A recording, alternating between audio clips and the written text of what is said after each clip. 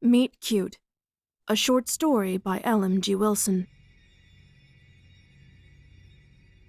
The cry rippled through the trees in a blood-curdling screech. Stacy, Betsy, or Tanya? He wondered. Whichever woman it was mattered little to Sam as he dug the next pit. But the sound stayed with him like an earworming tune, despite the victim succumbing to the contraption by the docks. Or was it closer to the outhouse? He couldn't quite remember. As he dug what would be his 7-spike pit around the old tapered cabin, Sam tried to catalog each deadly trap and their locations. He'd left himself markers, of course. He wasn't a fool, and he'd certainly done this before. But each time one of the foolish cottagers found one of his traps, he had to scrap it from the list. Every year, his prey kept getting smarter. Every year, the joy seemed sucked away that much more. Stacy? Tanya cried out pitifully as her flashlight scanned the hazed thicket of trunks. He liked the early summer best for his hunts. The chill nights allowed for ominous fog to loom and create a sense of horror and mystery. The trees still held their leaves and offered a bit of camouflage. Taper's cabin always had that breeze coming in off the water that rustled the trees just enough that a scream could carry, but steps were masked. You couldn't buy that kind of atmospheric tension. He reached the bottom of his pit and grabbed the collection of pre-carved spikes. With a shove into the dirt, a healthy dose of sweat slithered down his brow beneath the mask. He considered taking it off. None of them ventured out this far this early. Not until at least one from the group had died or been found in... Oh my God! Stacy? Stacy! Tanya screamed, not in pain, but of terror, and Sam huffed out a sigh. He pressed only 4 of the 10 spikes he wanted to prepare into the bottom of the trap and climbed out. No rest for the wicked, he thought. As he started for his scythe, still caked in old blood from his last hunt, Sam heard the sound of footsteps in the brush. Despite his hulking frame, he spun around to see nothing. Tanya, what's going on? Where's Stacy? Tanya's brother, Dorian, if Sam remembered right, shouted. It wasn't long after that a clamor of cries echoed through the pines once they all found their dead friend. But Sam looked around his pit. He turned his eyes to the shadows. Though this was the perfect time to try and split each cottager out into more manageable groups, he scanned the immediate area. He had heard footsteps. I know I did, he thought. His palms sweat, his fingers tensed around the scythe handle, and he wondered how long it'd been since he had actually been afraid. Not that he was, of course, but the sensation seemed to circle him like the darkness. That is, until the whole lot of them started arguing. Guys, where's Betsy? Manny asked. Tanya gasped. Oh no, is she? She went out on her own before, Stacy. Bruce huffed. She's probably just taking a shit or something. What if... Tanya sniffed back tears. She fell into another pit. What are we gonna do? Manny said. I don't know. Let me think. Dorian snapped. Yeah, no, it was probably just an accident, Bruce said. Stacy was a klutz. Jesus fucking Christ, Bruce, she's dead. Manny's voice carried through the trees. And there were spikes in the pit. That's not a fucking accident. We gotta call the police. No fucking way, Manny, Bruce said. We're trespassing.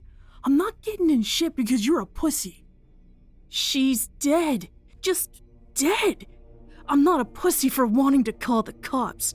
And what are we gonna say when we just don't bring Stacy home? Guys, Dorian shouted. Calm down and shut the fuck up. I'm trying to think. I don't have a signal on my phone, Tanya whimpered.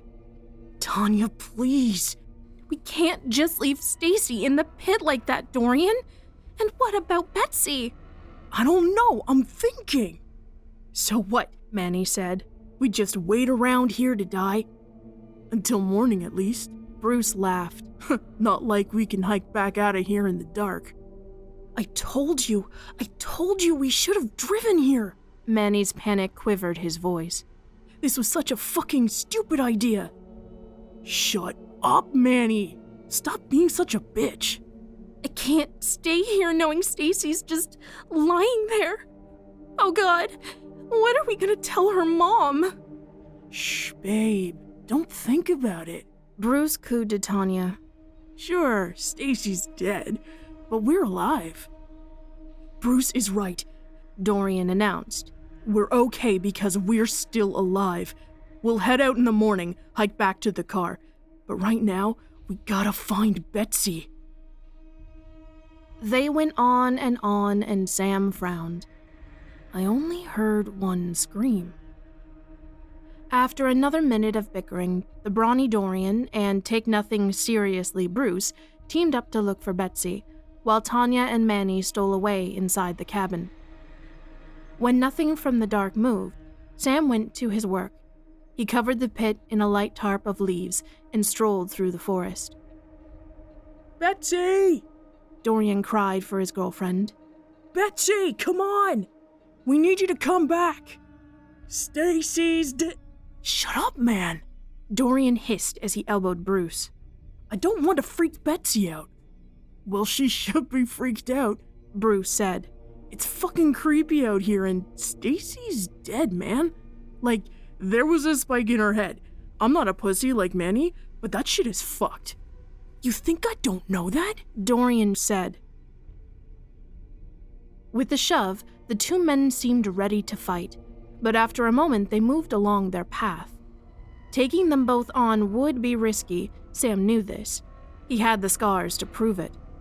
But eliminating at least one of them would mean the rest of his night would be easier. He could take his time with the others once the strong were out of the picture. He slunk through the shadows after them, their flashlights pointed ahead and not behind.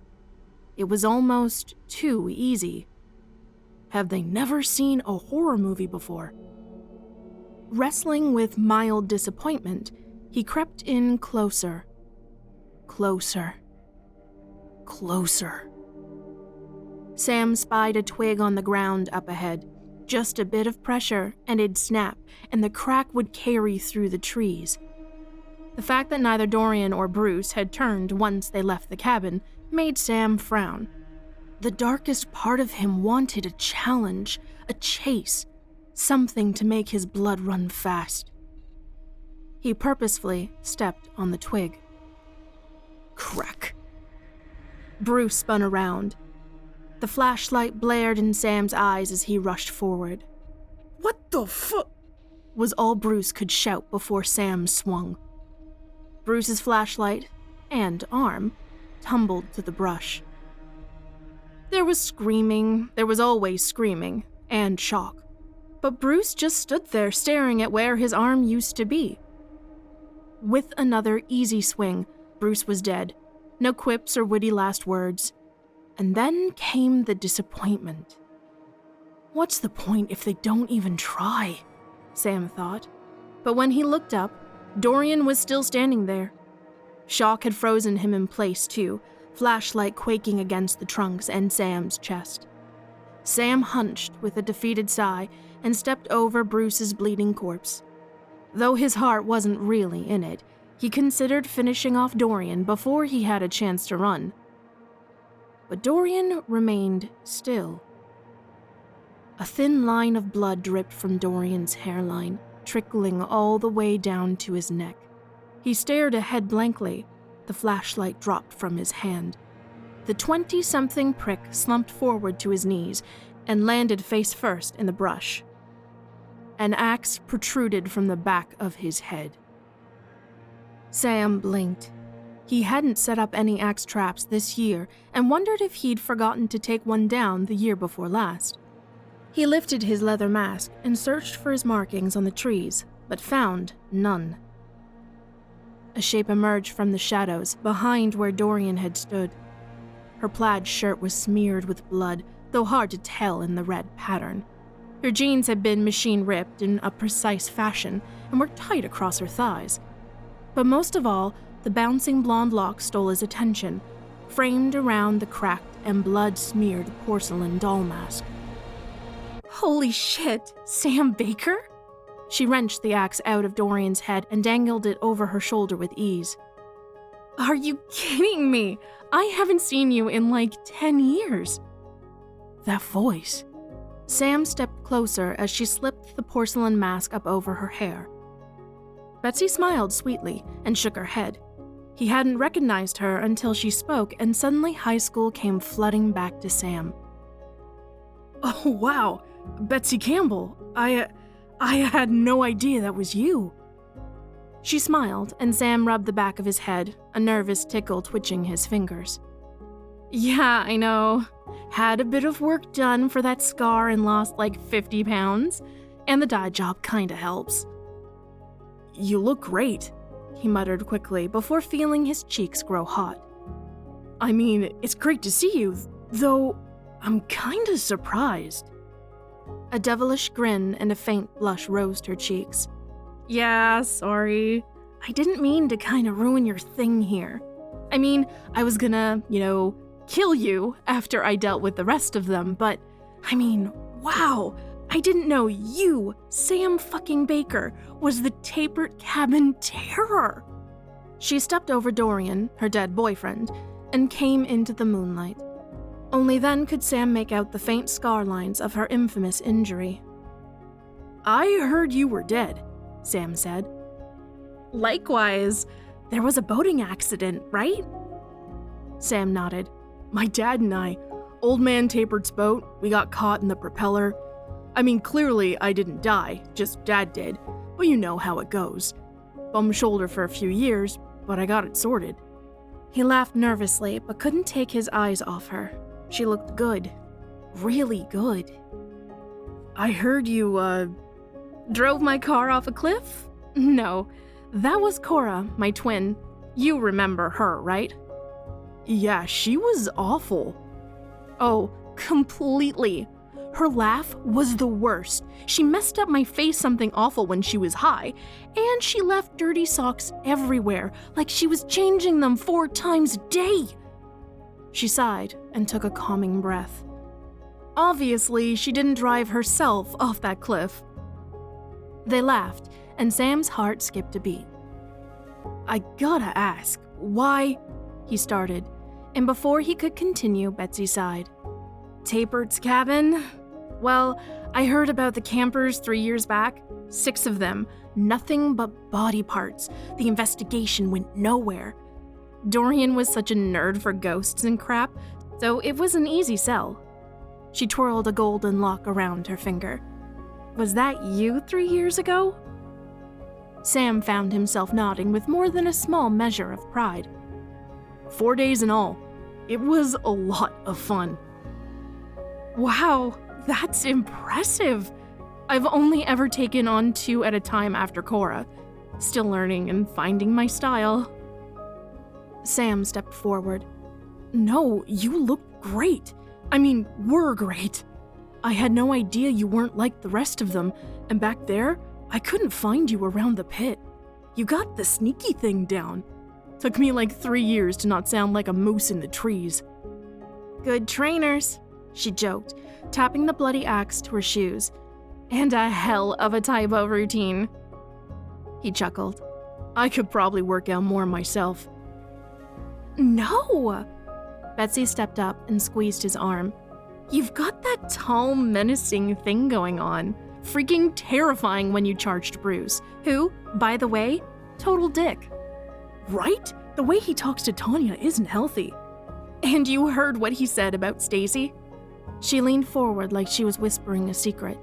He was sleeping with Stacy on the side. That's just disrespectful. Such a jerk. I'm kinda peeved I didn't get to kill him myself. Sam laughed nervously. Yeah, sorry about that. No, I honed in on your territory. I'm totally in the wrong here. I can stop. I just really wanted to kill Dorian. He smacked his lips when he ate and slept, and God, it was maddening. She looked back at the corpse, and a satisfied sigh left her lips, her soft, red lips. Sam shuddered out a breath and mulled an idea. You know, since you're out here, I wouldn't mind the company. A twinkle lit her eyes as she looked up at Sam. Oh my God, really? I mean, I'd be honored. I don't know the woods all that well, and after Stacy kicked it in the pit, I'm kinda paranoid I'll fall into one myself. Also, great pits. Thanks. They're simple, but you'd be shocked how often people run without looking where they're going. And if you don't put the spikes too close together, they don't die right away, which is really great for sowing chaos. I'm a little disappointed Stacy went so fast. She stared up at him, enraptured, and Sam found himself smiling back. It'd been so long since he'd talked so much. But really, I don't get to hang out with people around here. It'd be kinda nice. And there are some great trails for hiking. I love hiking, she beamed. Well, who are you thinking for next? Sam pulled down his mask and wiped the blood on his scythe off on Bruce's shirt. Manny for sure. Betsy pulled down her cracked porcelain mask. He's probably the only one who can get the radio we brought working. I smashed it pretty good, but he's smart. I didn't want him coming, but he follows Tanya around like a puppy. Think Tanya will make a break for it? Betsy shook her head. She was scared shitless of the forest before it became Pittsville, so she's not going anywhere. I like the way you think. Sam motioned for her to walk ahead, and he could have sworn she blushed. You know, I, kinda had a huge crush on you in high school. Betsy bit her lip. That whole tall, brooding loner guy vibe. I was gonna ask you out before Cora messed up my face. Sam gulped back the nervous lump in his throat. I had no idea. Betsy paused, turned, and cocked her head to one side. The motion highlighted the eerie nature of the mask, its porcelain reflecting even in the dark. Well, now you do.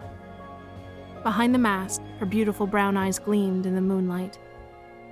Come on, Sam said, as his heart raced like it hadn't in years. Let's go have a little fun.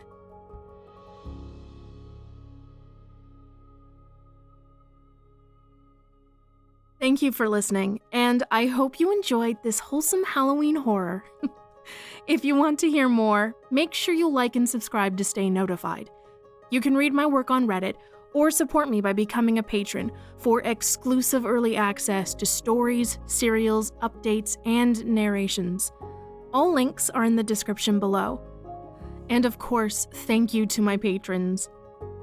Have a spooky Halloween.